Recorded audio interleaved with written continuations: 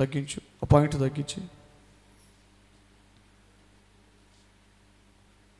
ఇంకా చాలు చాలు చాలు. Praise the Lord, praise the Lord. ఇంకొక పాయింట్ పెంచు.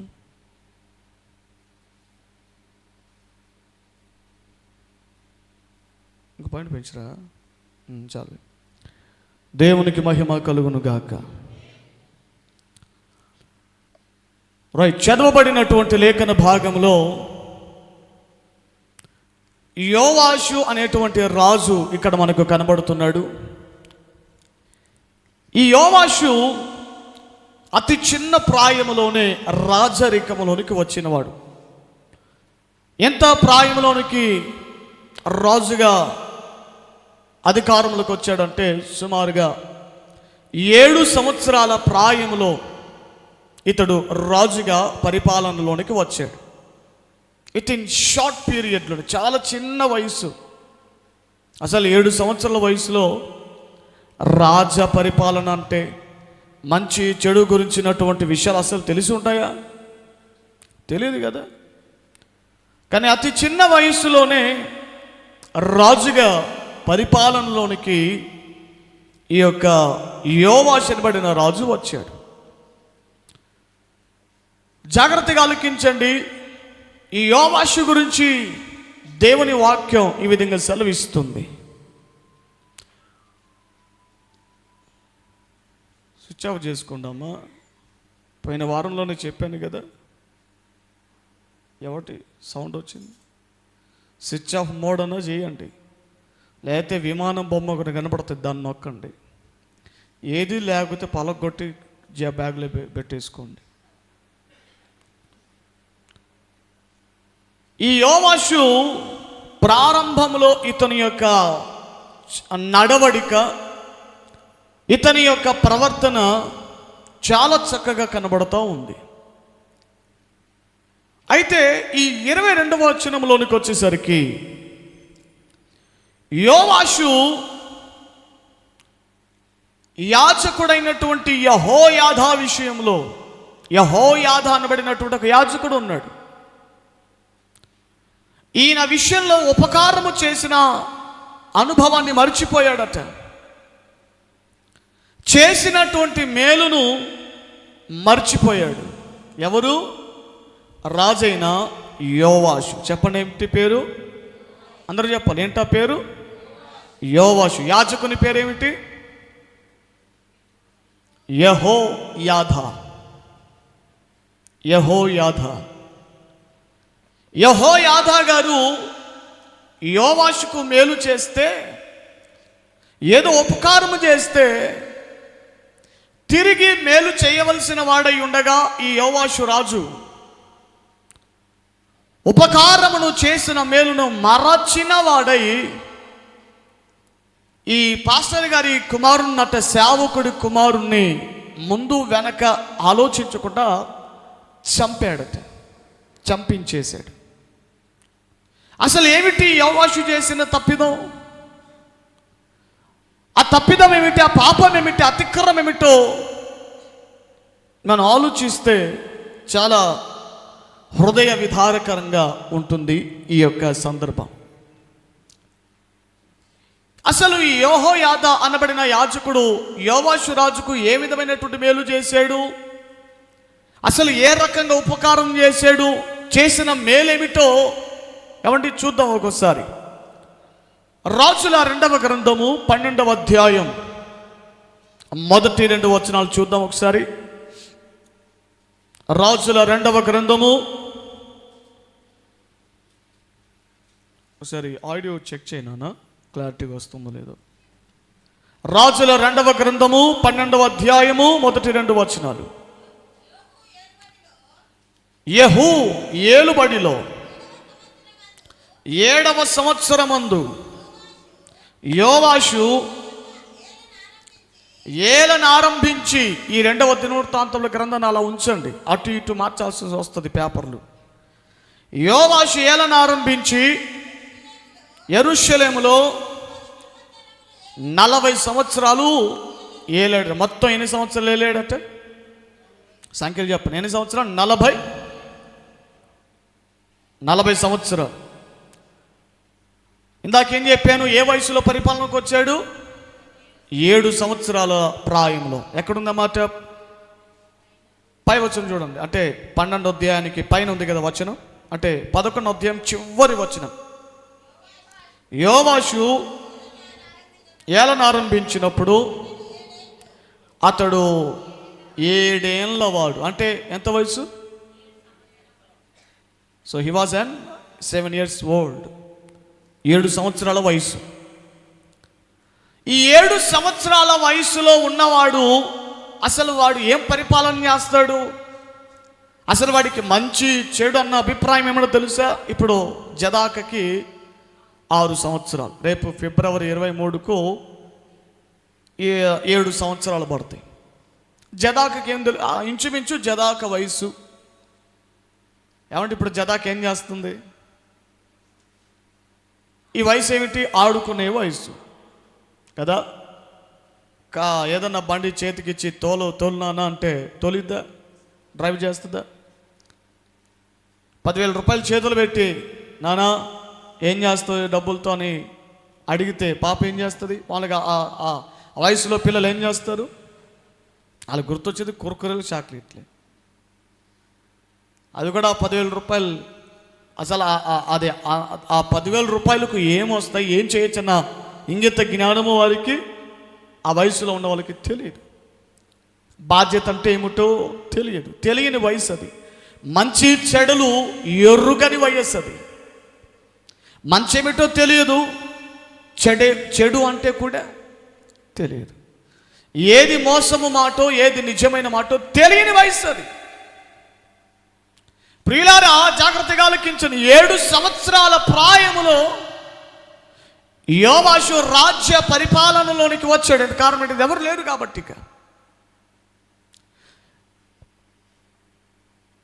7 సంవత్సరాల రాజ్య పరిపాలనగా చేయబడినప్పుడు అతని పాలన అతనికి రాజు, ఇదిగో నువ్వు ఒక రాజువు, నువ్వు ఎలా పరిపాలన చేయాలో మంచి చెడుల గురించినటువంటి విషయాలన్నీ తెలియపరిచింది ఎవరంటే యాజకుడైన యెహోయాద. చెప్పండి ఏమిటి? ఎవరైనా? యెహోయాద. ఎవరైనా? యాజకుడు. యాజకుడు అంటే ఎవరు? నిత్యము దేవుని సన్నిధిలో దేవునికి సేవ చేస్తున్న ఒక దైవజనుడు, ఒక సేవకుడు, ఒక యాజకుడు యెహోయాద. ఈ యెహోయాద గురించి అసలు ఏం చేశాడని మేలునంటే ఆ 2వ వచనంలో చూడండి, 12వ అధ్యాయం రాజుల 2వ గ్రంథం 12:2. యాజకుడైన యెహోయాద తనకు బుద్ధి నేర్పువాడై ఉండు దినములన్నిటిలో యోవాషు యెహోవా దృష్టికి అనుకూలముగానే ప్రవర్తించాడట. స్తోత్రం చెప్పండి ఒకసారి కొంచెం గట్టిగా. అసలు ఏం చేశాడయ్యా యెహోయాద? అన్నం తినిపించాడా? సైకిల్ తొక్కడం నేర్పించాడా? బైక్ తోలటం నేర్పించాడు? ఏం చేశాడు? ఏమిటా మేలు? ఎవరు బాధ్యత తీసుకోకపోతే, ఎవరు దగ్గరకు రాకపోతే, 7 సంవత్సరాల ప్రాయంలో అండి, 7 సంవత్సరాల వయసులో ఎవరు దగ్గర రాకపోతే ఒక సేవకుడు దగ్గరకు తీశాడు, ఒక యాజకుడు దగ్గరకు తీసి మంచేమిటో చెడేమిటో, దేవునికి భయపడటం అంటే ఏమిటో, దేవునికి భయదిగా పలానా పాపం చేస్తే, పలానా తప్పు చేస్తే ఎలాంటి శిక్ష వస్తుందో, ఏ విధంగా దేవునికి అనుకూలంగా బ్రతకాలో, ఏ విధంగా దేవునికి నమ్మకంగా బ్రతకాలో బుద్ధి నేర్పిన వాడు ఈ యాజకుడు. స్తోత్రం చెప్పండి. బైబిల్ సెలవిస్తుంది, ఈ అనుభవమే యెహోయాద యోవాషుకి ఏం చేశాడట? ఉపకారమును చేశాడట. స్తోత్రం చెప్పండి. ఏమండి, ఓ సేవకుడు సంఘానికి వచ్చుచున్నటువంటి విశ్వాసుల ఎడల చేయగలిగిన మేలు ఏమిటన్నా ఉందనంటే దేవునికి అనుకూలముగా ప్రజలను తీర్చిదిద్దటమే ఓ యాజకుడు, ఒక సేవకుడు, ఒక దైవజనుడు ప్రజల పట్ల చేసే ఒక మంచి మేలు, ఉన్నతమైన కార్యం అది. హల్లెలూయా, హల్లెలూయా.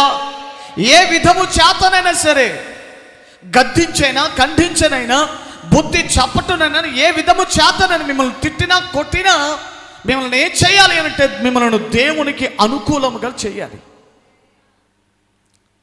ఇదిగో పలానా తప్పు చేస్తే పాపమయ్యా, పలానా పని చేస్తే ఇది పాపము, ఇది దేవునికి నచ్చని పని, ఇది దేవునికి వ్యతిరేక పని, ఇది దేవుడు ఒప్పుకోలేని పని ఇది అని చెప్పి హెచ్చరికలు చేసి బుద్ధి నేర్పాలట.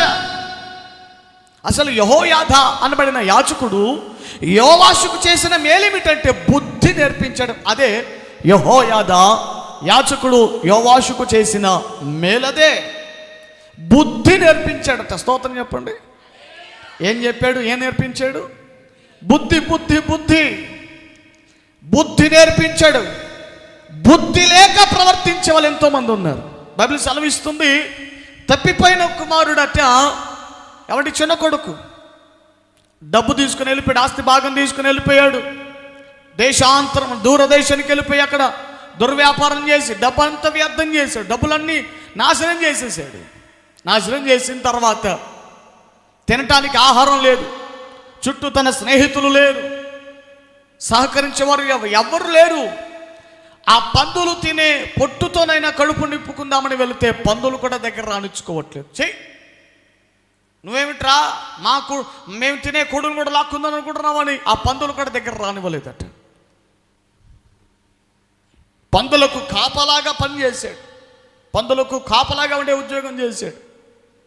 అసలు వీడి క్యాపబిలిటీ ఏంటి? వీడి స్థాయి ఏమిటి? రాజు కుమారుడు కదా, తండ్రి స్థానంలో ఉన్నవాడు, చిన్న కుమారుడు, వారసుడు. వీడిప్పుడు పందులకు కాపరిగా మారిపోయాడు. వాక్యం సెలవిస్తుంది, వాడికి తినటానికి ఆహారం దొరకలేనప్పుడట అతడు బుద్ధి వచ్చిన వాడై ఏం చేశాడట? బుద్ధి వచ్చిన వాడై చేసిన మొదటి పని ఏమిటంటే, వెంటనే తనలో తాను అనుకుంటున్నాడు, అయ్యో నా తండ్రి దగ్గర అనేక మంది కూలి వాళ్ళు ఉన్నారు, దాసులు ఉన్నారు, వారికి సమృద్ధిగా ఆహారం దొరుకుతుంది, నేనొక్కడనే ఆకలి తనమటిస్తున్నాను, కాబట్టి నేను నా తండ్రి దగ్గరికి వెళ్ళిపోతాను, కుమారుడిగా కాదు ఒక దాసునిగా వెళ్తాను, ఒక కూలోడిగా వెళ్తాను, సమయానికి అంత ముద్ద పెడితే మా నాన్న అదే నాకు చాలు అనుకొని వెళ్ళిపోయాడు.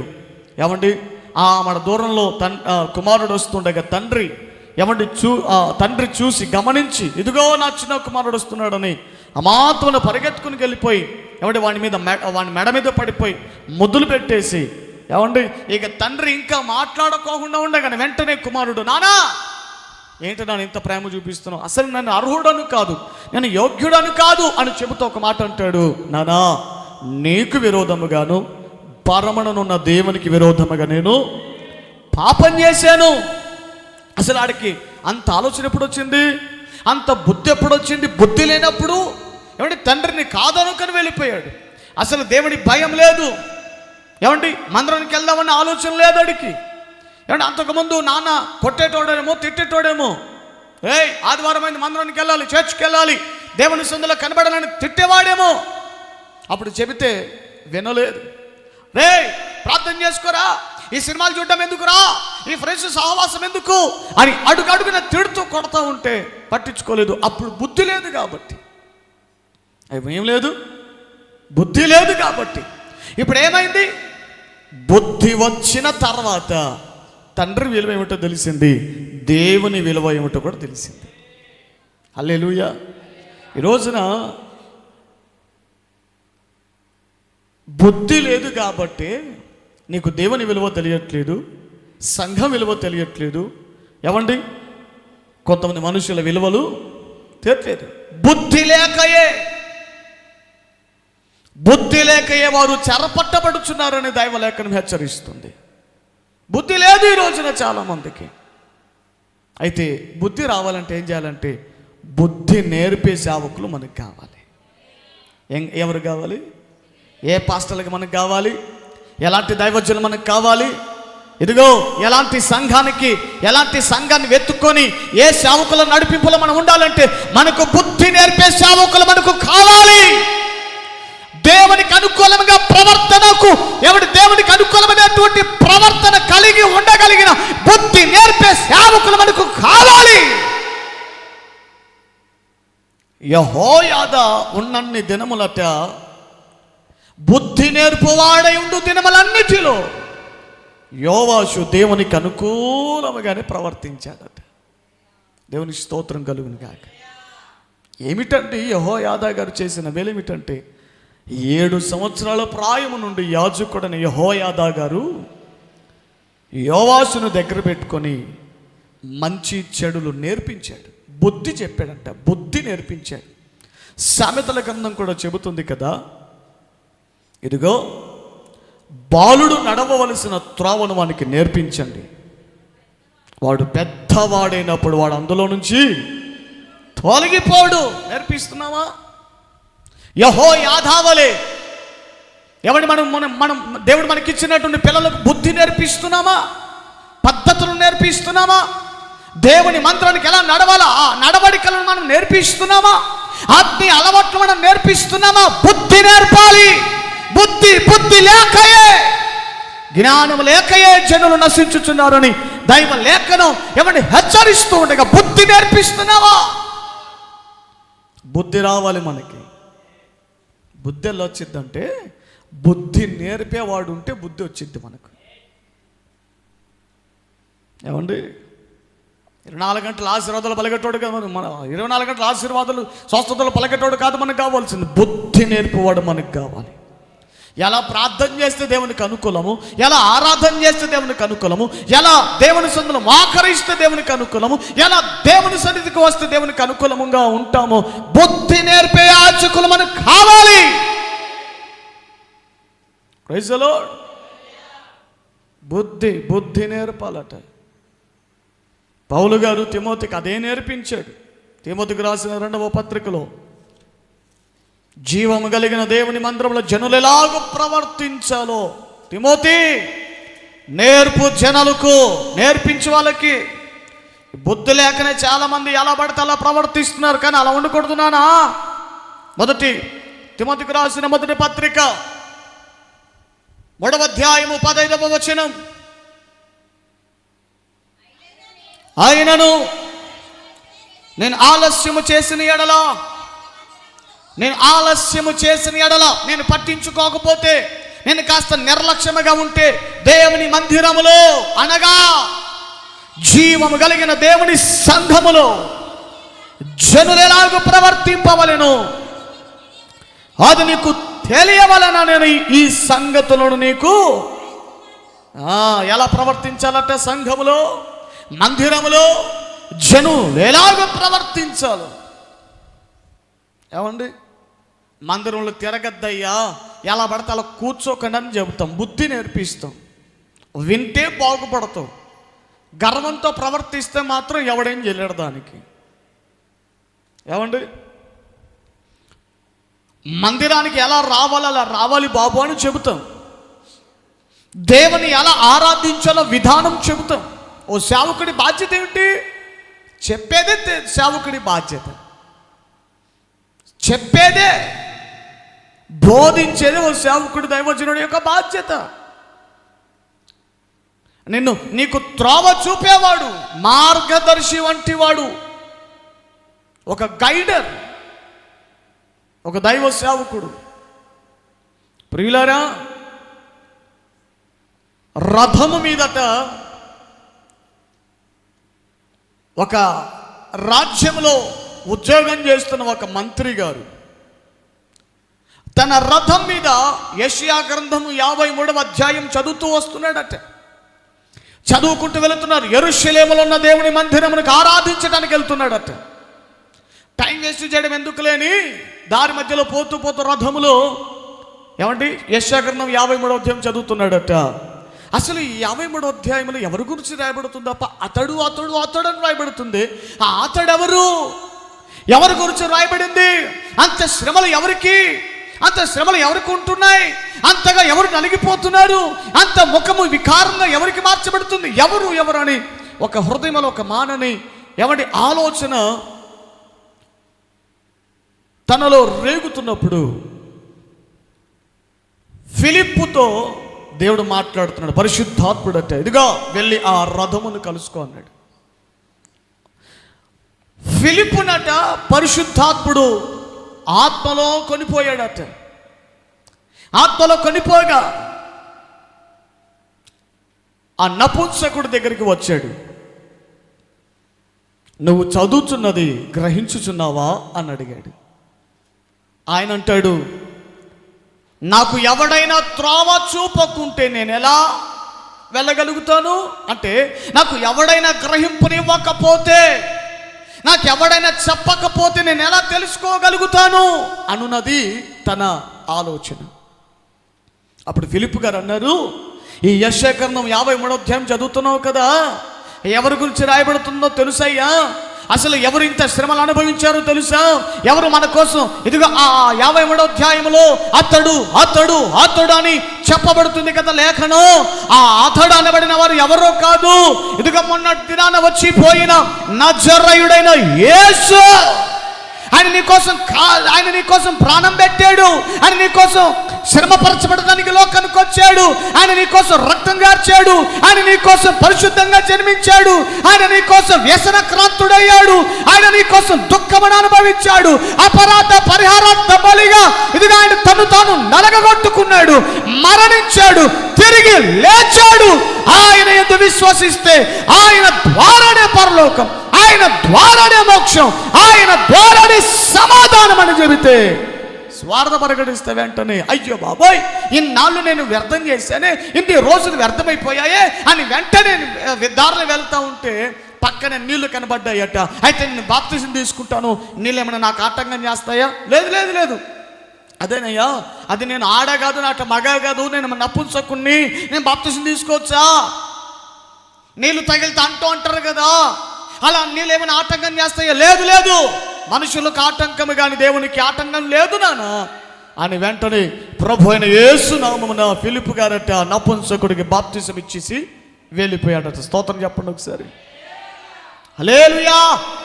బుద్ధి నేర్పబడితే ప్రవర్తనలు ఇలా ఉంటాయి. నువ్వు నేర్చుకుంటే కూడా ఇలా ఉంటుంది. నేర్పేవాడు ఉన్నప్పుడు నేర్చుకోవాలి. నేర్పేవారు లేకయే చాలా చోట్ల నలిగిపోతున్నారు. చెప్పేటోడు లేకయే జనులు ఆ రీతిగా నశించుచున్నారు. కానీ మిస్పా ప్రార్థన మందిర పరిచర్యలో నేర్పేవారు సమృద్ధిగా ఉన్నారు. స్తోత్రం చెప్పు గట్టిగా.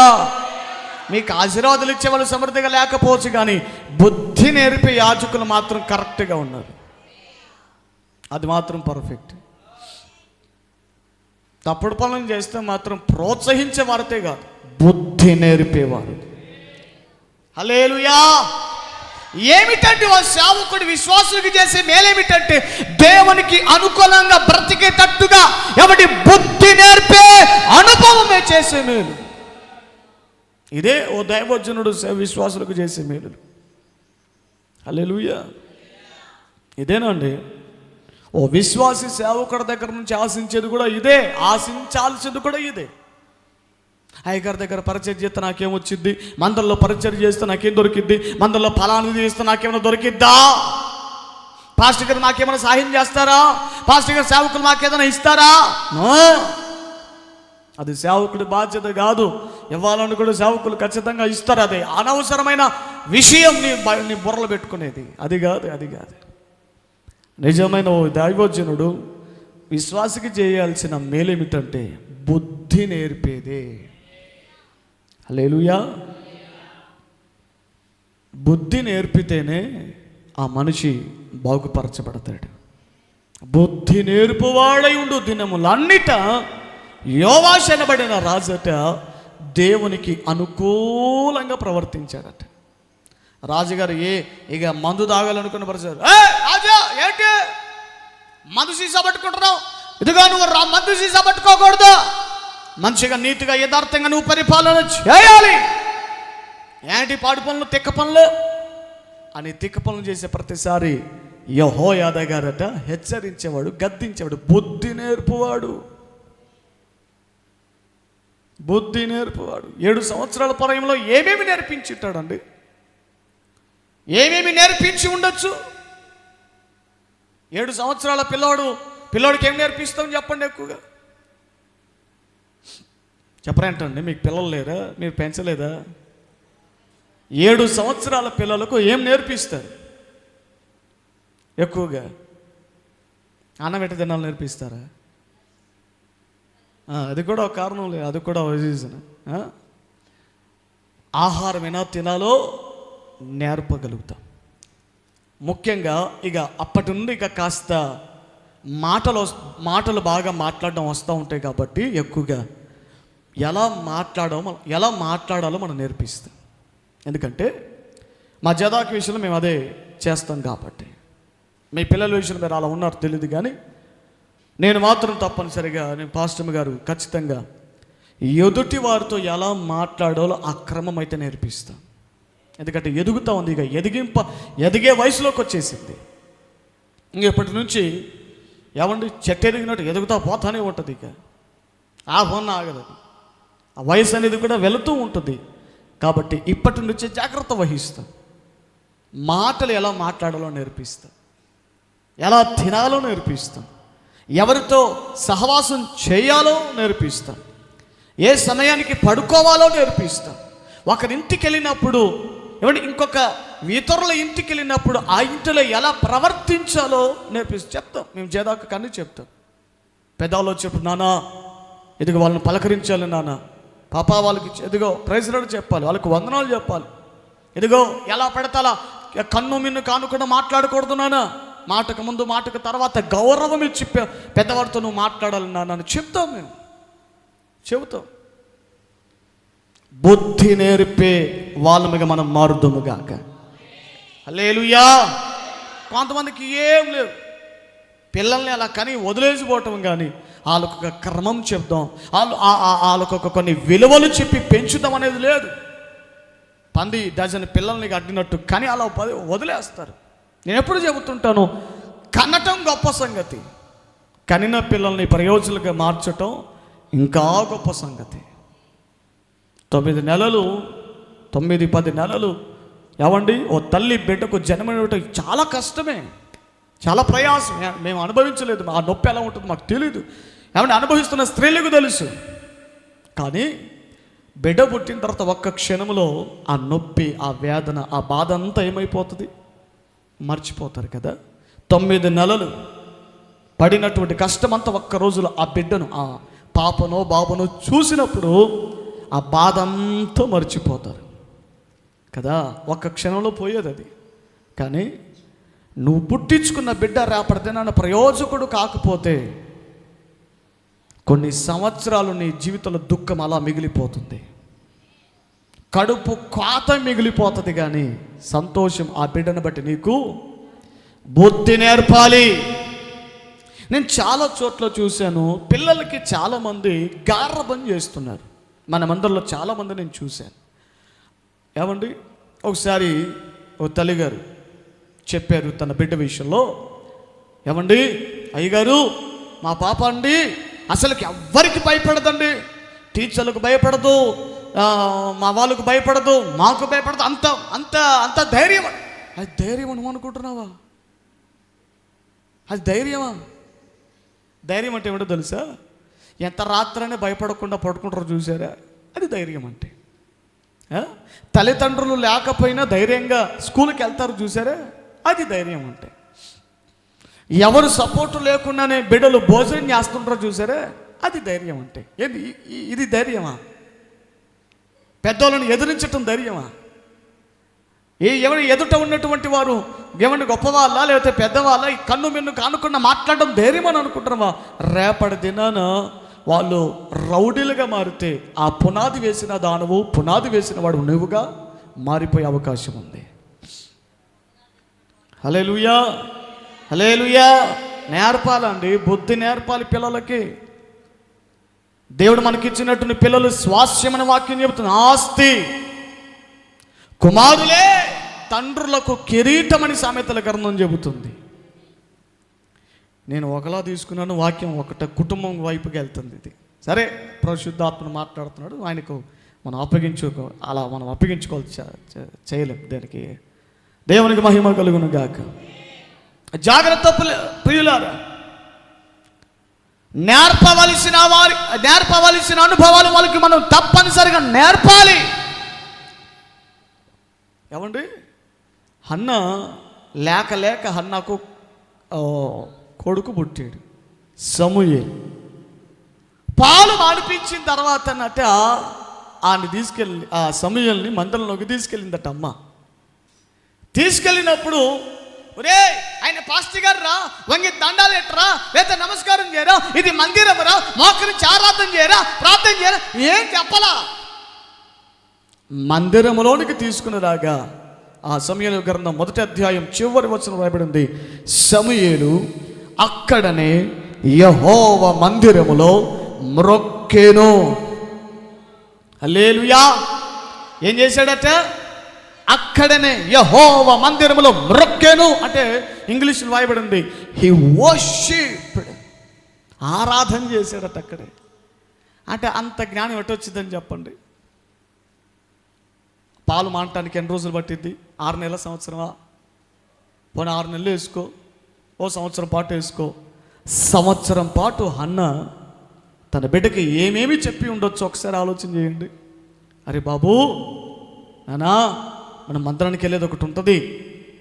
ఆ మందిరానికి వెళ్ళినప్పుడు మనం మోకరించాలి, అక్కడ ప్రార్థన చేయాలి, అక్కడ ఎలా పడితే అలా ఉండకూడదు, అక్కడ క్రమం కలిగి ఉండాలి, అక్కడ జాగ్రత్తగా ఉండాలి, అక్కడ దైవ సేవకులు ఉంటారు, వాళ్ళకు వందనాలు చెప్పాలి, వాళ్ళు పలకరించాలి, వాళ్ళతో ప్రార్థన చేయించుకోవాలి, అక్కడ జాగ్రత్తగా ఉండాలి, అక్కడ పెద్దోళ్ళు ఉంటారు, అక్కడ చాలామంది వస్తూ పోతూ ఉంటారు, అందరినీ చక్కగా పలకరించాలని హన్న ఇంటి దగ్గర ఉంటుండే కానీ చెప్పింది కాబట్టి, సమూయేలుకి ఆ అనుభవం నేర్పించింది కాబట్టి మందిరంలోనికి రావటం వెంటనే బయట పొట్టేలు కోస్తున్నారు, వంట వండుతున్నారు.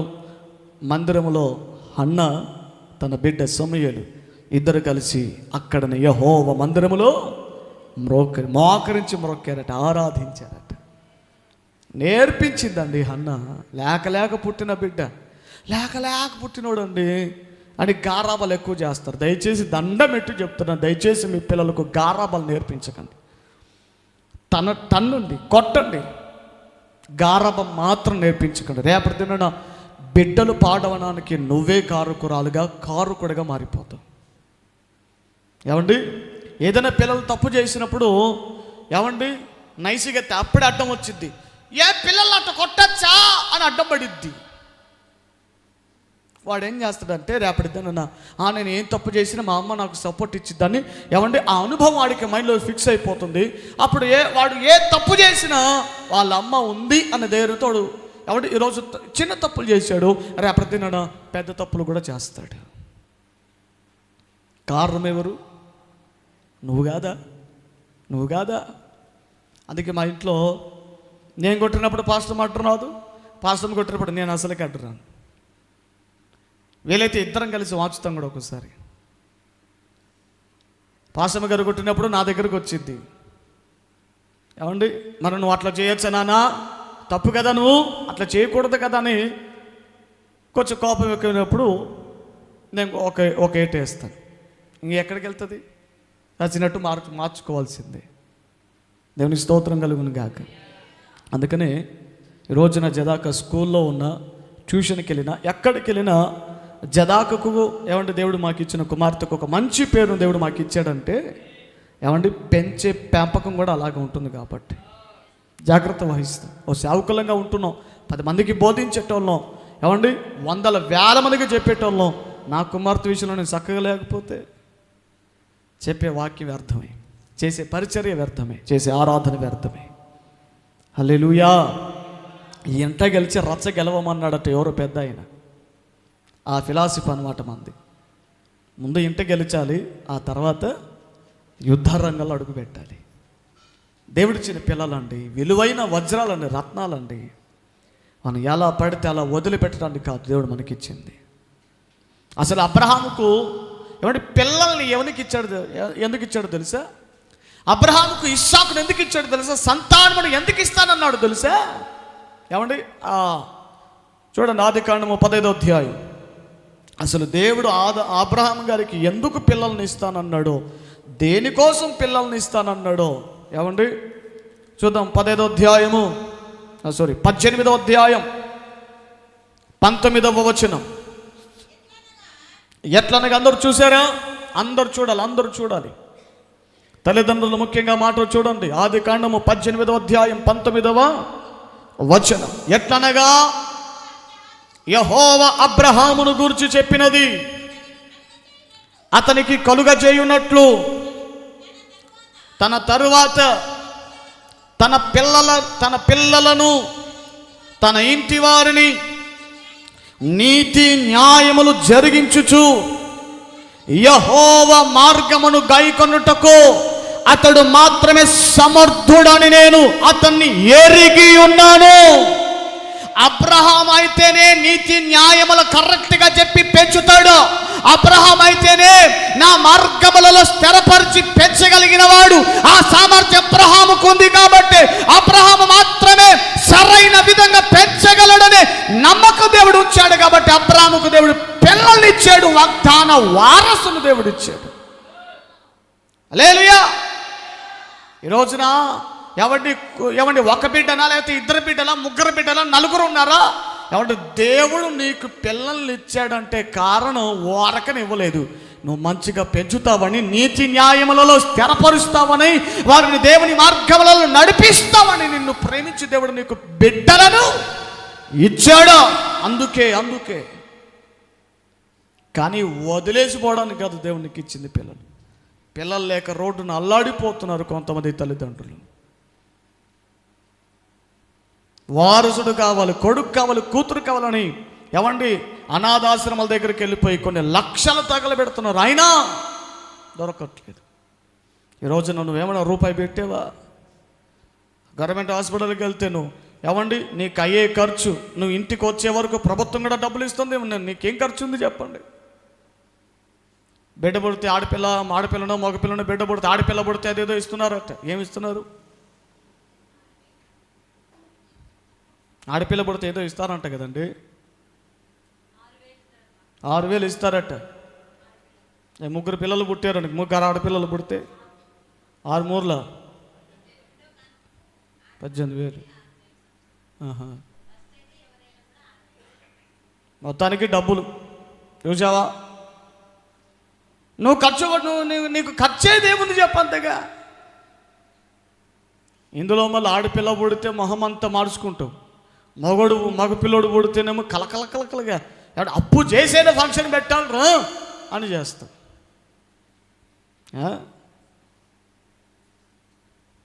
ఎందుకని?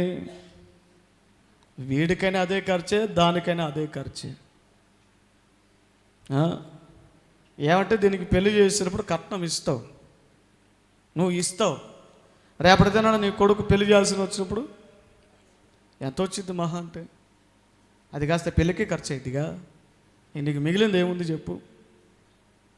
దానికి తోడు ఆడినికి సరిగ్గా బోబెట్టడు, టయానికి అన్నం పెట్టు, పలకరింపులు అన్నా ఉంటాయంటే ఆ పలకరింపులు కూడా అంతకంటే ఉండవు.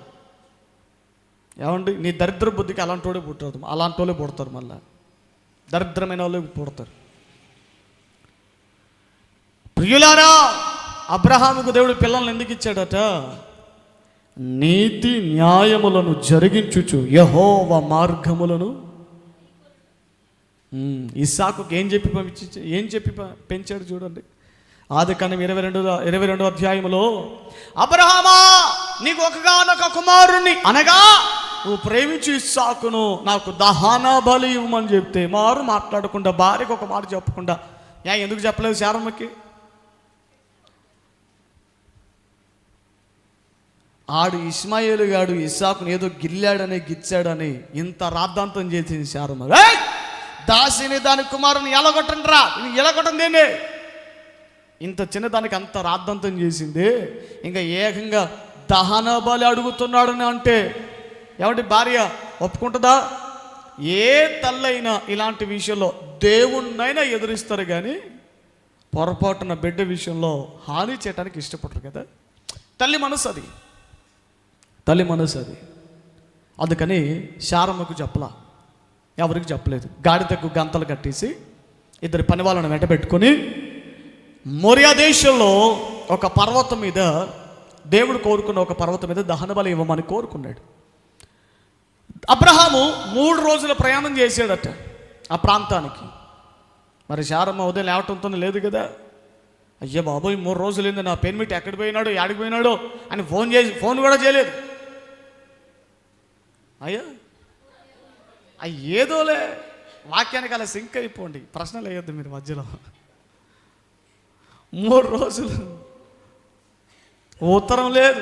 లేకపోతే ఇంకా చాలామంది పన్నోళ్ళు ఉన్నారు కదా, వాళ్ళకి ఒరే పొద్దున్నే ఆ ముసలోడు ఎట్టు పోయారు రా, పోయి కట్టుకొని రా, ముసలోడు లేడు, లేక పుట్టినామా నా ముద్దలో కొడుకు కూడా లేడు రా. ఎట్టేట మరి సంగతి మరి ఎత్తికిందో లేదు తెలియదు. కానీ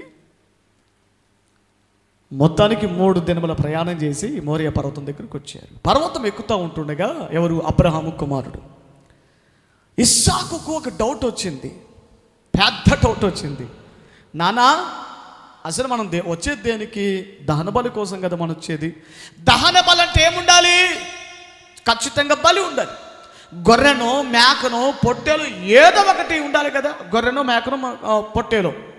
మరీ పేదరికం అయితే పావురపు గువ్వనైనా మనం దహన బలికి ఇవ్వాలి కదా. కట్టెలు ఉన్నాయి, నీ చేతిలో కత్తి పట్టుకుని వస్తున్నావు, అన్నీ బాగానే ఉంది. కానీ గొర్రెపిల్ల లేదే. గొర్రెపిల్ల ఏది? మర్చిపోయి ఇంటికాడా అంతే. నీకు మర్చిపోరు, ఎన్నిసార్లు చెప్పాలి నీకు నాన్న? కారుకి సాన్నే పెడతావు, మర్చిపోతావు, మళ్ళీ అడుగుతావు. పర్స అన్నీ పెడతావు, మర్చిపోతావు.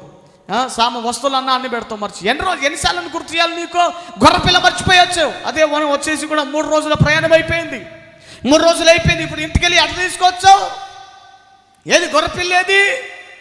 ఏం చెప్పాలి ఇప్పుడు అబ్రహం?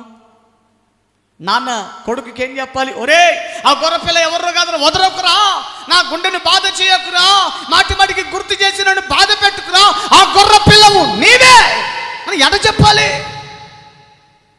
గుండె తరుక్కుపోయి ఉండదా? ఆ బలే అయ్యేది నువ్వేరా, నిన్ను కత్తితో ఖండించేది నేనేరా, ఆ గొర్రెపిల్లవు నీవే అని నోరారా అబ్రహం గారు ఎలా చెప్పగలుగుతారు? ఇస్సాకుకు నేర్పిస్తున్నాడు ఒకటి పాఠం. నానా ఏమీ లేకపోయినా సమయానికి ఆయనే చూసుకుంటాడు. యెహోవా ఈరే, యెహోవా ఈరే. ఎందుకు ఆ మాట చెబుతున్నాడు? ఇస్సాకుకు తన కుమారుడికి ఒక పాఠం నేర్పిద్దామని, ఒక అనుభవం నేర్పించటానికి. ఏమండి వెళ్ళారు కదా, అసలు నేను చెప్పాలని ఉద్దేశం అది కాదు. ఏమండి వెళ్ళారు, ఇద్దరు పర్వతం మీదకి వెళ్ళారు, బలిపీఠం సిద్ధం చేశారు, కట్టెలు పేర్చాడు. ఇప్పుడు ఇస్సాకును త్రాళ్ళతో కడుతున్నాడట. త్రాళ్ళతో కట్టాడు. బాగా వినండి, త్రాళ్ళతో కట్టేటప్పుడు ఏ తొంటరి పిల్లోడైనా లేకపోతే కాస్త ఇంగిత జ్ఞానం కలిగిన వాడైనా ఏమంటే ఆలోచన చేయడా? నానా ఏంటి తాళి కడుతున్నావేంటి అని కాస్త ఇప్ప తీసుకుని పోవటానికి ప్రయత్నమన్నా చేయరా? ఏమంటే పిల్లల్ని కాసేపు 5 నిమిషాలు అలా పట్టుకొని ఉంచండి. ఏంటి నాన్న ఎప్పుడు పట్టుకొని ఉంటా అని ఇదిలించుకోరా? త్రాళ్ళతో అబ్రహాం గారు ఇస్సాకును తాళ్ళతో కడుతూ ఉంటే లోబడిపోయాడు, మౌనం వహించాడు. ఎందుకు? విషయం అర్థమైంది. గొర్రెపిల్ల ఎవరో కాదు, దహన బలిగా నన్ను కోరుకుంది ఎవరో కాదు, ఎవరినో ఏదో కాదు, దహన బలిగా కోరుకుంది నన్నే కోరుకున్నాడు. నన్నే దేవుడు అడిగాడేమో. ఇందాక నుంచి నాన్న అడిగితే సరిగ్గా చెప్పలేదు, బహుశా నన్నే అని ఇస్సాకుకు విషయం అయితే అర్థమైంది. హల్లెలూయా. దహన బలిగా నేనే సమర్పించబడబోతున్నాను, నేనే అప్పగించబడబోతున్నాను అనే సంగతి ఏమండి ఇస్సాకుకు అర్థమయ్యి కట్టెల మీద పెడుతున్నా ఏమండి మారు మాట్లాడకుండా ఇస్సాకు లోబడిపోయాడంట. అసలు నా ఆలోచన ఏంటంటే, ఎంత లోబడే తత్వం ఇస్సాకుకు ఎలా వచ్చిందంటారు? దేవుడు ఏదైనా ఒక మాట చెబితే దానికి మనం లోబడాలి అనే అనుభవం ఇస్సాకుకు ఎవరు నేర్పించారు? ఎవరు నేర్పించి ఉండొచ్చు? అమ్మనా? నేను అనుకోవట్లేదు. ఖచ్చితంగా అబ్రహాం గారు నేర్పించి ఉంటాడు. ఖాళీ సమయం దొరికినప్పుడు నానా ఆదికాండం 12:1 తన దర్శనం గురించి చెప్పింటాడు. మనం ఎవరో తెలుసా? ఒకప్పుడు మనం విగ్రహారాధికులం రా, ఒకప్పుడు మనం బొమ్మలు అమ్ముకుని ఒకనొక దేశంలో ఊజు అనబడిన దేశంలో మనం నివాసం చేసే వాళ్ళము. ఒకనొకప్పుడు దేవుని స్వరం నేను గుర్తుపట్టాను. ఆ స్వరం దేవుడు నాతో, ఆ స్వరంతో ప్రభు నాతో మాట్లాడాడురా. నిత్యమైన దేవుడు ఆకాశమందు ఉంటాడని, ఆయన మాట్లాడగలిగిన వాడని, ఆయన చూడగలిగిన వాడని, ఆయన పరిస్థితులు అర్థం చేసుకోగలిగిన దేవుడని గుర్తించాడు. నిత్యమైన దేవుడు ఏనైనా చెప్పాడు, ఎన్నో విషయాలు చెప్పాడు. దేవునికి ఎలా లోబడాలో నేర్పించాడు. దేవునికి ఎలా విధేయత చూపించాలో నేర్పించగలిగాడు. అందుకనే ఆ సమయం వచ్చినప్పుడు మారు మాట్లాడకుండా ఇస్సాకు ఏమండి విధేయత కలిగిన వాడుగా మిగిలిపోయాడు. స్తోత్రం చెప్పండి. అంత బుద్ధి ఎవరిచ్చారో చెప్పండి? అబ్రహాం నేర్పించాడండి. నేర్పిస్తున్నావా ఏమండి? ఈ రోజున కుటుంబాల్లో ప్రార్థన కూడికలు ఉన్నాయా? మీ ఇళ్ళల్లో కుటుంబ ప్రార్థనలు ఉన్నాయా? ఏమండి, రే 8 అవుతుంది కూర్చోరా, ప్రార్థన కూర్చో అంటే మీ పిల్లలు కూర్చోగలుగుతున్నారా? కాసేపు వాక్యం చదువుతారంటే వాక్యం చదవగలుగుతున్నారా? అట్టి స్థితిలోని బిడ్డలు ఉన్నారా? ఇంటిలో పిల్లలు పాడైపోతున్నారంటే ముమ్మాటికి తల్లి ఒకటే కదా, తండ్రి కూడా కారణమే. తల్లి తండ్రి కారణం. పొద్దుకులు ఆడోళ్ళ మీద పడతారు కొంతమంది. నీ వల్లే ఆడు చచ్చిపోయాడు, నీ వల్లే ఆడు పాడైపోయాడు, నీ వల్లే. మనం నువ్వేం చేస్తున్నావు? జాగ్రత్త ప్రియులారా. బుద్ధి నేర్పు వారు మనకు కావాలి. ఓ తల్లిదండ్రిగా నీవు నీ పిల్లలకు బుద్ధి నేర్పేవాళ్ళుగా నీవు ఉండాలి. విశ్వాసం నేర్పించండి పిల్లలకి. విధేయత అంటే ఏమిటో నేర్పించండి. క్రమం అంటే ఏంటో నేర్పించండి. బట్టలు ఎలా వేసుకోవాలో నేర్పించండి పిల్లలకి. ఒంటి మీద ఎలాంటి బట్టలు వేస్తున్నా కాస్త చూడండి నీ బిడ్డల్ని. రోడ్డు మీదకి వెళ్తే, రోడ్డు ఎక్కితే ఏమండి పనికి మాలిన ఆంబోతులని నా కళ్ళ ముందే పోతుంటాయి. పనికి మాలిన డ్రెస్సులు వెనక ముందు శనిగైపోయి ఉంటుంది. ఆ మాత్రం దానికి ఏమండి ఆ మిడ్డీ డ్రెస్సులు వేయటం ఎందుకో? ఏమండి ఏదో స్త్రీలు కొంతమంది ప్యాంట్లు వేస్తారు. అది నిజంగా ప్యాంటే వేసిందా లేకపోతే ఉత్తల బిత్తలు పోతుందో కూడా అర్థం కాదు. ఆ ప్యాంట్లు అలా తగలబడ్డాయి ఈ రోజులో వచ్చిన ప్యాంట్లు కూడా. ఓ తండ్రిగా చెబుతున్నాను, అర్థం చేసుకోండి. ఒకసారి నేను పాస్టర్ గారు కార్లో వెళ్తూ ఉన్నాం. మా ముందర ఒక సిస్టర్ వెళ్తూ ఉంది, ఒక అమ్మాయి వెళ్తూ ఉంది. తెల్లగుంది. ఆమె వేసిన లెగ్గిన్ ప్యాంటు కూడా ఆమె కలర్కు తగ్గట్టుగా ఉంది, క్రీమ్ కలర్. అది కాలుకు గట్టిగా పట్టేసింది. నేను కారులో పోతా పాస్టర్ గారిని అడిగాను, అయ్యో చూడవే అమ్మాయి, పైన డ్రెస్ వేసింది కానీ కింద ప్యాంట్ వేసి కూడా మర్చిపోయి వచ్చేసింది. ఇదేం ఫ్యాషన్, ఇదేం స్టైల్ తల్లి, మొత్తం కనబడుతుంది తల్లి. ఆంబోతుకు కాలు ఉన్నట్టుంది, ఇంత కాలు అమ్మాయిది, చూడే తల్లి అంటే పాస్టర్ గారు అన్నారు, ఆ అమ్మాయి ప్యాంట్ వేసింది లేవే అన్నది. ఏది ప్యాంట్? కాస్త కారు స్పీడ్ పెంచి దగ్గరికి వెళ్ళి చూస్తే ఆ ప్యాంటే టైట్ ఫిట్ ప్యాంట్, టైట్గా అతక్కపోయింది కాలు కట్టనే. కాస్త జాగ్రత్త వహించండి. నీ బిడ్డలు ఎలా ప్రవర్తిస్తున్నారు, నీ బిడ్డలు ఎలాంటి డ్రెస్సులు వేస్తున్నారు. ఏమండి నాకు పిల్లలు కూడా ఎలా పడితే అలా ఉండటాను కదా. సెన్స్ నేర్పించండి, డ్రెస్ సెన్స్ నేర్పించండి, ఫుడ్ సెన్స్ నేర్పించండి, ఫుడ్ ఎలా తినాలో కూడా నేర్పించాలన్నీ. ఎలా పడుకోవాలో కూడా నేర్పించండి, ఎలా మాట్లాడాలో నేర్పించండి. ఎవరు చేస్తే పిల్లగాళ్ళు బూతులు, చిన్న వయసులో బూతులు తెగ మాట్లాడుతున్నాడు. అప్ప నా పిల్లడు ఎంత చక్కగా మాట్లాడుతున్నాడు. ఆడే కాస్త ఇంకొంచెం పెద్ద అయిన తర్వాత అదే మాటలు తీసుకొచ్చి నిన్నే అంటాడు. అప్పుడు అంతే స్వీట్గా తీసుకుంటావా? నాన్నని చూడకుండా ఏంట్రా మాటలు, వారు చింతప్పుడు మాట్లాడాను కదా ఎందుకని అంటే, అప్పుడు అంటే బాగుందిలే, ముద్దుగా బాగున్నాయి.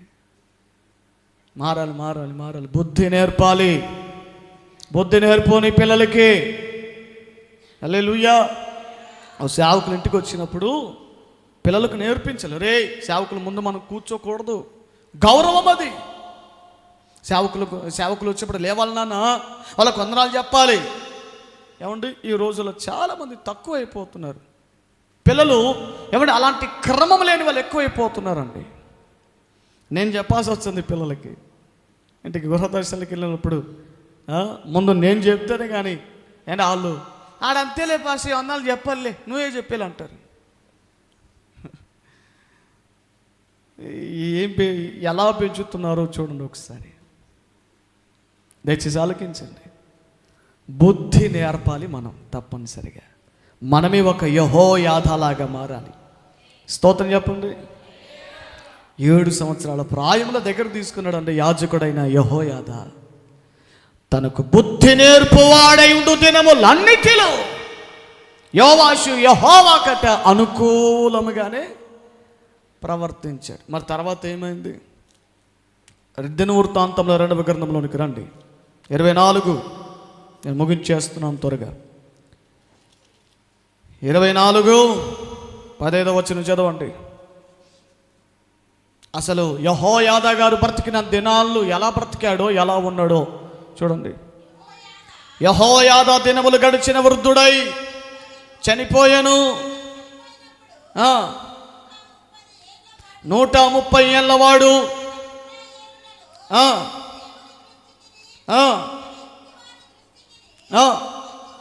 మంచివాడై ప్రవర్తించను గనుక జనులు దావీదు పట్టణమందు పాతిపెట్టిరి. 17వ వచనం. యెహోయాదా, నేను చదువుతానమ్మా. యెహోయాదా చనిపోయిన తర్వాత యూదా అధిపతులు వచ్చి రాజునకు, ఏ రాజు? ఎవరా రాజు? యోవాషు రాజునకు నమస్కరింపగా రాజు వారి మాటకు సమ్మతించెను. 18వ వచనం. జనులు తమ పితరుల దేవుడని యెహోవా మందిరమును విడిచి, విడిచిపెట్టేశారట? మందిరం నుంచి పెట్టేశారట. మందిరమును విడిచి దేవతా స్తంభములకును విగ్రహములకును పూజ చేసిరి. వారు చేసిన ఈ అపరాధ నిమిత్తం యూదా వారి మీదకి యెరూషలేము కాపురస్తుల మీదకి కోపము. యాజకుడు చనిపోయిన వెంటనే ఏమైపోయాడట? రాజు, జనులు మందిరాన్ని నుంచి పెట్టేశారు, విగ్రహ దేవతను పూజించేశారట. దేవునికి కోపం తెప్పించే వారికి మారిపోయారు. యెహోయాదా బ్రతికిన దినములన్నిట బుద్ధి నేర్పువాడై ఉండు దినములన్నిట రాజు, జనులు దేవునికి అనుకూలంగా ప్రవర్తించారు. చనిపోయిన తర్వాత ప్రతికూలమైపోయారట. బుద్ధి నేర్పేవాడు లేకపోతే జరిగే నష్టం ఇది. ఓ సరైన సేవకుడి నడిపింపులు మనం లేకపోతే కలిగే నష్టాలు ఇవే. కుటుంబమైన ఆత్మీయ జీవితమైన నష్టం వైపుగానే దారి తీస్తుంది. మన వ్యక్తిగత జీవితంలో ఏమండి, బుద్ధి నేర్పేవారు మనకు కావాలి. బుద్ధి నేర్పేవారికి మనం గౌరవం ఉంచాలి. దేవుడట దాని తర్వాత ప్రవక్తలను పంపించాడట. ప్రవక్తను పంపిస్తే అసలు ఎవ్వరి మాట వినలేదంటండి. రే బుద్ధి మార్చుకోండి, హృదయం మార్చుకోండి, దేవునికి లోబడనట్టు ఎవరి మాట లోబడకపోగా యెహోయాదా కుమారుడు ఉన్నాడు. అతని పేరు జకర్యా. చెప్పండి ఏమిటి? జకర్యా. ఎవరి కుమారుడు ఆయన? యెహోయాదా గారు ఎవరు? ఒక యాజకుడు. యోవాషుకు బుద్ధి చెప్పి చక్కగా పెంచినటువంటి వాడు. ఇప్పుడు యెహోయాదా చనిపోయినప్పుడు అతని స్థానములో జకర్యాను దేవుడు వాడుకుంటున్నాడు. జకర్యా మీదకి దేవుని ఆత్మ దిగిరాగా ఏమని ప్రవచించాడట? 20వ వచనం చూడండి. సరే నేను చదవకండి, నేను చెప్తాను. 20వ వచనంలో అంటున్నాడు, ప్రవచనం ఎత్తి మాట్లాడుతున్నాడు. మీరెందుకు యెహోవా ఆజ్ఞలను మీరుచున్నారు? మీరు వర్ధిల్లరు, మీరు యెహోవాను విసర్జించుదురు గనుక ఆయన మిమ్మల్ని విసర్జించి ఉన్నాడని దేవుడు సెలవిచ్చుచున్నాడని చెబితే, నాకు ఈ ప్రసంగం నచ్చలేదు, నాకు ఈ బోధ నచ్చలేదు, నాకు ఈ ఆరాధన నచ్చలేదు, నాకు ఈ సంఘం నచ్చలేదు, నాకు ఇతడు నచ్చలేదని జకర్యా మీద రాజు కుట్ర చేసి, ఏమండి, తనకు బుద్ధి నేర్పించిన, తనకు మేలు చేసిన తన యాజకుడైనటువంటి తన యాజకుని కుమారుని విషయంలో మేలు చేయాల్సిన వాడుగా ఉండాల్సిన యోవాషు రాజు మరచిపోయి కన్ను మిన్న కానకుండా గద్దించాడని, క్రమపరచాడని, తండ్రి పోయాడు అనుకుంటే కొడుకు కూడా బుద్ధి నేర్పడానికి వచ్చాడే అని వెనక ముందు ఆలోచించకుండా జకర్యాను చంపించేశాడట. ఎక్కడ చంపించేసాడు తెలుసా? అసలు ఎక్కడ చనిపోయాడు తెలుసా ప్రియులారా? అసలు ఎక్కడ వాక్యం చెప్పాడు తెలుసా? బలిపీఠమునకును ఆవరణమునకును మధ్య నిలబడి వాక్యం చెబుతూ ఉంటే జనాలను కొంతమందిని యోవాషు రాజు పురుకొల్పి ఆ జక్కరి మీద రాళ్ళు రువి చంపించేశాడట. Praise the lord. ఎంత అన్యాయం జరిగింది. 22వ వచనములో ఏమండి, యెహోయాదా తనకు చేసిన ఉపకారమును మర్చిపోయాడట యోవాషు రాజు. మర్చిపోవట్లేదా? మర్చిపోతున్నావా? ఏమండి, ఈ మధ్య నన్ను ఒక చిన్న సంఘటన చాలా బాధపరిచింది. ఓ తెలుగారు క్రమంగా ఇక్కడ కదా లింగాపురానికి మందిరానికి వచ్చేవాళ్ళు. వాళ్ళ భర్త మొట్టమొదటిలో వాళ్ళు కొన్నాళ్ళు వారు వేరే సంఘానికి వెళ్ళేవాళ్ళు అండి. ఫస్ట్ మన సంఘానికి వచ్చిన వాళ్ళు కాదు, వేరే ఆమెకు నచ్చిన సంఘాలు ఎక్కడెక్కడో వెళ్తూ ఉండేది. మొత్తానికి మధ్యలో మన దగ్గరకు వచ్చారు. సమస్య చెప్పుకుందన్నా, నా భర్త పరిస్థితి బాగాలేదన్నా, నాతో కాకుండా వేరే వారితో ఇలా ఉంటున్నారని ఎన్నో రోజులు ఏడ్చుకొని చెప్పింది. ప్రార్థన చేశాం, ఆమె కోసం ఉపవాసం ఉన్నాను. ఆ భర్త కోసం ప్రభా ఈ విధంగా నేను తన భర్త మనసును మార్చండి ప్రభా అని ప్రార్థన చేశాం. మొత్తానికి పట్టించుకొని వాడు, పిల్లల్ని కూడా పట్టించుకోకుండా, భార్యను పట్టించుకోకుండా ఉండేటువంటి వాడు సంవత్సరం జరగకముందే ఇంకొక ఆమె మీద ఉన్నటువంటి తన మనసును దేవుడు తొలగించేశాడు, ఆ బుద్ధిని తొలగించేశాడు. ఏమంటే భార్య పిల్లలతో ఒక బాధ్యత కలిగిన భర్తగా దేవుడు చక్కగా మార్చి సంవత్సరానికే అతని బుద్ధి మారిపోయింది, స్వభావం మారిపోయింది. ఒక చక్కని బాధ్యత కలిగిన భర్తగా దేవుడు మార్చివేశాడు. ఈలోగా ఆమె ఆత్మీయ జీవితంలో పడిపోయి చాలా రోజులు అయిపోయింది. ఆమెకు దేవుని వాక్యం చెప్పి ఆమె ఇంటికి వెళ్ళి ప్రార్థన చేసి బలపరచడం వల్ల ఆత్మీయంగా చాలా బలపరచబడింది, ప్రార్థనలో స్థిరపరచబడింది. ఆ తర్వాత కొడుకు పుట్టలేదని ఇటువైపు అత్తగారు వాళ్ళ మామగారు చాలా రకాలుగా బాధ పెట్టేవారు. అన్న పరిస్థితిలో ఉంది, ప్రార్థన చేయండి కొడుకు పుట్టడానికంటే ప్రార్థన చేశాను, ఉపవాసం ఉన్నాం, కన్నీరు గార్చాం. నువ్వు నిలుపుకుంటే దేవుడు నీకు 2 కుమారులను దేవునికి ఇవ్వబోతున్నాడు తల్లి అని పేర్లతో సహా చెప్పాను. దేవుని మహాకృప ద్వారా పేరు కూడా చెప్పాను. ఇక వాళ్ళకు పుడితే పెద్దోడికి ఈ పేరు పెట్టి కొడుక్కి, ఇంకొక కొడుక్కి ఈ పేరు పెట్టి తల్లి నీ కొడుకుని దేవుడు వాడుకోవడానికి ఇష్టపడుతున్నాడు అని వాళ్ళ ఇంట్లో ఉపవాస ప్రార్థన పెట్టినప్పుడు ఆ విషయం చెప్పాను. ప్రియులారా, అప్పుడు ఆమెకి 3వ నెల 4వ నెల అనుకుంటా. ఆ తర్వాత దేవుని మహాకృప ద్వారా ఒక చక్కని కుమారుడు ఆ బిడ్డకు దేవుడు ఆ తల్లికి ఇచ్చాడు, కుమారుని దేవుడు ఇచ్చాడు.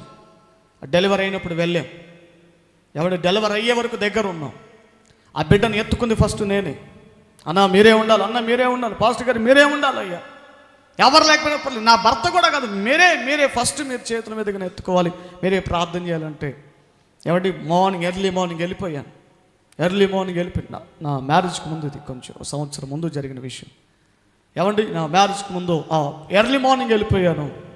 ప్రియులారా, బిడ్డ పుట్టాడు, తీసుకున్నాను. చక్కగా నా లైఫ్లో ఇద్దరికే పుట్టినప్పుడు ముద్దు పెట్టింది, ఇద్దరికి. ఒకరు ఆ తల్లిగారి బిడ్డకి, 2 జదాకమ్మకి. అంతే నాకు గుర్తున్నంత వరకు. అయితే చాలా అందంగా పుట్టాడు లేండి, ఎర్రగా బుర్రగా యాపిల్కాయల పండులా పుట్టాడు. చూడంగా ముద్దు పెట్టాలనిపించింది, ముద్దు పెట్టి ప్రార్థన చేశాను. పేరు కూడా బిడ్డకు నేనే పెట్టాను.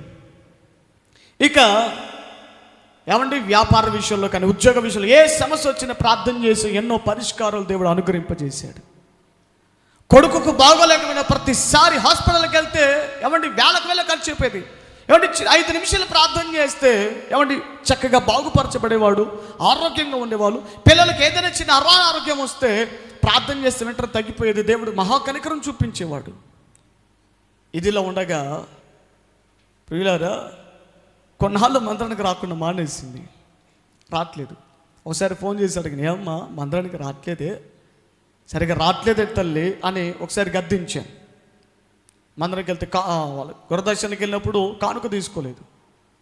మీరు సరిగ్గా మందిరానికి వస్తేనే నేను కానుక తీసుకుంటాను, లేకపోతే కానుక నాకొద్దు అని తీసేశాను. ఆ తర్వాత వారం నుంచి చక్కగా మందిరానికి రావటం ప్రారంభించారు. ఆ తర్వాత మళ్ళా బంద్ అయిపోయింది. ఫోన్ చేసి అడిగితే, మరి మందిరంలో మా పిల్లలు అల్లరి చేస్తున్నారని పలానా సిస్టర్ గారు చెప్పారండి, అందుకే మేము రావట్లేదని చెబుతూ, ఏమండి ఇండైరెక్ట్గా నిందో డైరెక్ట్గా నిందో నాకు అర్థం కాదు. ఏమండి మధ్యలో ఏదో సరిగా ప్రేమ చూపించలేదని, ఏమంటే సరిగా పట్టించుకోవట్లేదని ఒక రకంగా చాలా విషయాలు తెలియజేశారు. ఏమండి నాకు తెలిసి నేను నమ్మకంగా కుటుంబాన్ని ప్రేమించాను కదా, వాళ్ళ కోసం ఏమంటే కన్నీరు గార్చే కదా, వాళ్ళ కోసం కడుపు కట్టుకున్నాను కదా, ఉపవాసం ఉన్నాను కదా, వీళ్ళ సమయాన్ని కేటాయించాను కదా. ఏ సమయంలో పిలిస్తే అర్ధరాత్రిలో కూడా వెళ్ళి ప్రార్థన చేసిన రోజులు ఉన్నాయి. ఏమండి నా భర్త నన్ను సరిగా పట్టించుకోవట్లేదంటే, ఏమండి దేవుని మాటలు చెప్పి గంటలు ఫోన్ చేసి మాట్లాడితే గంటకు తక్కువ కాదండి, గంటలు ఆమెతో మాట్లాడుతూ, ఏమంటే ఆమెకు సమయం కేటాయించి ఆమెకు దేవుని మాటలు చెప్పి బలపరిచి ఆదరిస్తే ఈ రోజున ఏమండి లేనిపోని ఒక అదేంటిది సరైన ప్రేమ లేదని, ఏమండి ఆ రీతిగా అంటే ఒక సాకుతో ఆమె బయటకు వెళ్ళిపోయింది. వాస్తవానికి పెద్దగా నేను జ్ఞాపకం చేసుకోను, కాబట్టి ఎందుకో పరిశుద్ధాత్మను జ్ఞాపకం చేసినప్పుడు కాస్త బాధ కలిగింది. ప్రియులారా, మర్చిపోతున్నారండి చాలామంది. ఓ సేవకుడు కడుపు కట్టుకుని ప్రార్థన చేస్తే ఆ అనుభవాలు మర్చిపోతున్నారు చాలామంది. అయ్యో నా సేవకుడు నా కోసం ఇంతగా ఆ రోజు కష్టపడ్డాడు కదా, నా కోసం ఇంతగా కన్నీరు గార్చాడు కదా, నా కొరకు ఇంత శ్రమపరచబడ్డాడు కదా, నన్ను ఇంతగా ఆత్మీయంగా బలపరచాడు కదా, నన్ను ఆత్మీయంగా నన్ను స్థిరపరచాడు కదా. నా సంగతులు ఈ రోజున చాలామంది మర్చిపోతున్నారు. You are all forgot all things. చాలా విషయాలు మర్చిపోతున్నారు. ఆ జకర్యా యెహోయాదా గారి కుమారుడు, ఏమండి ఆ బలిపీఠమునకును ఆవరణమునకును మధ్య రక్తము కారి చచ్చిపోతున్నప్పుడు ఒకే ఒక మాటని చచ్చిపోయాడు. ఏమన్నాడు తెలుసా? ఆ 22వ వచనం చివరిలో అంటాడు, యెహోవా దీనిని దృష్టించి దీనిని విచారణలోనికి తీసుకొని వస్తాడు. గుర్తుపెట్టుకో, మా నాన్న నీకు చూపినటువంటి ప్రేమకు ఇదిగా నువ్వు మర్చిపోయావు, ఉపకారం మర్చిపోయావు, పైగా నా రక్తాన్ని ఒలికించావు కాబట్టి, నన్ను చంపుతున్నావు కాబట్టి మరి కొన్ని క్షణం నేను చచ్చిపోతాను. అయితే దేవుడు నిశ్చయంగా దీనిని విచారణలోనికి తీసుకుని వస్తాడు. గుర్తెట్టుకో ఈ ఆవాసాన్ని చెప్పి మనకి చచ్చిపోయాడట. ఆ తర్వాత పర్యవసానం ఎలా ఉందో తెలుసా? 25వ వచనం చదవండి. 25 వారు యోవాషును విడిచిపోయినప్పుడు అతడు మిక్కిలి రోగి అయి ఉండెను. అప్పుడు యాజకుడైన యెహోయాదా కుమారుల ప్రాణహత్య దోషము నిమిత్తము అతని సేవకులు అతని మీద కుట్ర చేసి చంపేశారట. ఇది ఎండింగ్ ఎంత దారుణంగా మారిపోయిందో చూడండి. ముగింపు చాలా దారుణంగా మారిపోయింది. అతని దగ్గర ఉన్నటువంటి సేవకుల కుట్ర చేసి చంపేశారట. అతనికి సహకరించుచున్న వాళ్ళే విరోధులైపోయారట. మాటలు గుర్తులు పెట్టుకోండి. సేవకుడు కష్టాన్ని గుర్తు పెట్టుకోలేకపోతున్నావేమో, ఓ సేవకుడి ప్రయాసం ఎవండి కాల తన్నుతున్నావేమో, ఓ సేవకుడి కన్నీరు విలువ లేకుండా లెక్క లేకుండా తీసేస్తున్నావు. గుర్తెట్టుకో.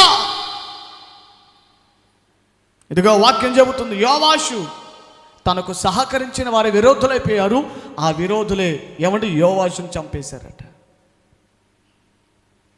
మత్తయి సువార్తలో కూడా యేసు ప్రభుల వారు జ్ఞాపకం చేసుకున్నారు ఆ సంగతిని. 24వ అధ్యాయంలో 24వ అధ్యాయం ప్రియులారు 23వ అధ్యాయం 25వ వచనం చూడండి. 35వ వచనం 35 నీతిమంతుడైన హేబేలు రక్తము మొదలుకొని బలిపీఠమునకును దేవాలయమునకును మధ్య మీరు చంపిన బరకీయ కుమారుడకు జకర్యా రక్తము వరకు భూమి మీద చిందించబడిన నీతిమంతుల రక్తమంతయు మీ మీదకి ఎందుకు దేవుడు ఏమండి అసలు జరిగింది ఎక్కడ? యేసుప్రభు ఎక్కడ గుర్తు చేసుకుంటున్నాడు? మత్తయి సువార్త ఎక్కడుంది? దినవృత్తాంతాల గ్రంథం ఎక్కడుంది? అది జరిగి కొన్ని వందల సంవత్సరాలు అయింది, కానీ దేవుడు మరలా జ్ఞాపకం చేసుకుంటున్నాడు. సేవకుల కష్టం వ్యర్థం కాదు బిడ్డలారా. సేవకుల కష్టం నువ్వు కాలదన్నుతున్నవేమో, గుర్తుపెట్టుకో, దేవుడు గుర్తుపెట్టుకునేవాడై ఉన్నాడు. దేవుడు జ్ఞాపకం పెట్టుకుంటాడు. అందుకే ఏమండి పౌలు గారు సేవకుల విషయాలు అది చెప్పారు. ఇదిగో వారు దుఃఖముతో వారు ఆ పని చేయకుండా, దుఃఖముతో వారు ఆ పని చేసిన ఎడల మీకే అది నిష్ఫలముగా మారిపోతుందని అన్నారు. కాబట్టి ప్రియులారా, సేవకుల్ని దుఃఖపెట్టిన ఏ కుటుంబం, ఏ వ్యక్తి కూడా చరిత్రలో దీవించబడిన దాఖలాలు ఎక్కడా లేవు, ఏ సంఘంలో కూడా లేవు. సేవకుల కష్టాన్ని గుర్తించండి. సేవకులు మీకోసం ప్రయాసపడుతున్న అనుభవం గుర్తించండి. కాలదన్నద్దు, విలువ లేకుండా తీయొద్దు. ఎందుకంటే దేవుడు దానిని విచారణలోనికి తీసుకుని వస్తాడు. యోవాషు వలె నువ్వు కూడా ప్రవర్తిస్తున్నావా? చేసిన మేలును మర్చిపోతున్నావా? చాలామంది ఎవరు నీకు మేలు చేస్తున్నారో, మేలు చేసిన వాళ్ళని ఈరోజు చాలామంది మర్చిపోతున్నారు. ఒక పక్క ఆత్మీయంగా, మరొక పక్క భౌతికంగా మేలును మర్చిపోయే ప్రతి ఒక్కడికి యోవాషుకు విధించిన శిక్షయే దేవుడు అనుమతిస్తాడు. జాగ్రత్త. మేలు మర్చిపోతున్నావా? ఉపకారాన్ని మర్చిపోతున్నావా? నన్ను దావీదు అంటాడు, దేవా నీవు చేసిన ఉపకారములకు ఇదిగో దేనిని కూడా నేను మర్చిపోను, దేనిని కూడా నేను విడిచిపెట్టను అని అనునిత్యం జ్ఞాపకం చేసుకుంటున్నాడు. జ్ఞాపకం చేసుకుందాం ప్రియులారా. సేవకుడి కష్టం ఈ జీవితంలో వ్యర్థం కాకుండా ఉండాలి అని అంటే గుర్తుపెట్టుకోవాలి. ప్రతి నిత్యం సేవకు నా కోసం ఎంత కష్టపడుతున్నాడు, ఆయన నా కొరకు ఎంత కన్నీరు కారుస్తున్నాడు, ఆయన నాకు ఎంతగా బుద్ధి నేర్పుతున్నాడో ఎవరి అనుభవాలను జ్ఞాపకం చేసుకుంటూ, ఏమంటే సంఘములో ఓ సేవకుని యొద్ద నమ్మకమైనటువంటి వారిగా స్థిరపరచబడండి. నమ్మకమైన వారికి దీవెనలు మెండుగా దొరుకుతాయి. అటు కృప సంఘం మీద దేవుడు నిలుపునుగాక. తలలుంచండి. అందరూ లేచి పడదామా? చిన్న వాక్యం బట్టి, విన్న వాక్యం బట్టి ప్రార్థన చేసుకుందాం, మనం ముగించుకుందాం. హల్లెలూయా, హల్లెలూయా, హల్లెలూయా. దేవా స్తోత్రం నాయన, స్తోత్రం, స్తోత్రం నాయన. హల్లెలూయా. సండే స్కూల్ పిల్లలు లోపల రమ్మని చెప్పండి. తండ్రి మీకు ఇస్తూ అందరూ కూడా కళ్ళు మూసుకుందాం ప్రియులారా.